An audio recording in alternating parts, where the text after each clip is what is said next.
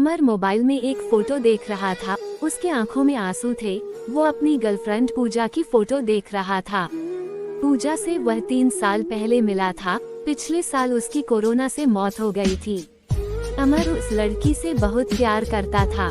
पूजा को ये दुनिया छोड़े पूरे 1 साल हो गए हैं। फिर भी अमर जब भी अकेला होता तो वह उसकी तस्वीर देखकर उसकी यादों में डूब जाया करता था। अक्सर वो एक साथ ही क्लास में बैठा करते थे, दिन भर फोन में बातें करते थे। पूजा उसका बहुत ख्याल रखा करती थी। एक बार अमर पतंग उड़ाते उड़ाते छत से गिर गया था। तब अमर कई महीनों तक बिस्तर पर ही रहा। उस समय इस अनजाने शहर में पूजा ही थी जिसने उसका साथ निभाया। उसकी सेवा का ही परिणाम था कि वह ठीक हो पाया।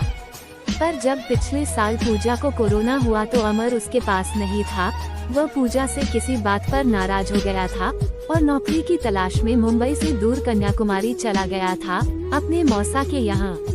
पूजा उसे अपने तबीयत के बारे में व्हाट्सएप करती थी, हॉस्पिटल में भर्ती होने की फोटो भेजा करती थी। पर अमर ने न उन फोटो को देखा करता, न ही रिप्लाई करता था। वह इतना नाराज था कि उसने पूजा का नंबर ब्लॉक कर दिया था।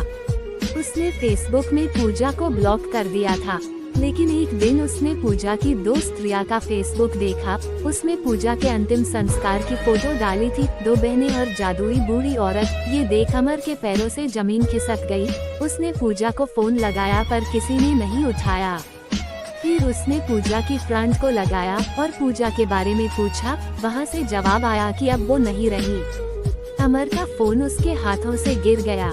अमर को अब न कुछ दिख रहा था और न ही सुनाई दे रहा था। उसे अपने ऊपर बहुत गुस्सा लग रही थी। एक पल के लिए उसे लगा कि वो खुदकुशी कर ले, पर वो डरपोक की मौत नहीं मरना चाहता था। तथा उसे पता था कि उसकी इस तरह की गलती की सजा उसके माता पिता को भोगनी होगी। इसलिए उसने खुदकुशी का रास्ता नहीं चुना, पर उसने अपना जीवन पूजा के नाम कर दिया। उसके जीवन में सिर्फ पूजा थी और रहेगी। वो जब भी अकेला होता है तो वो पूजा से बातें करता है। लोग कहते हैं कि वो पागल हो गया है।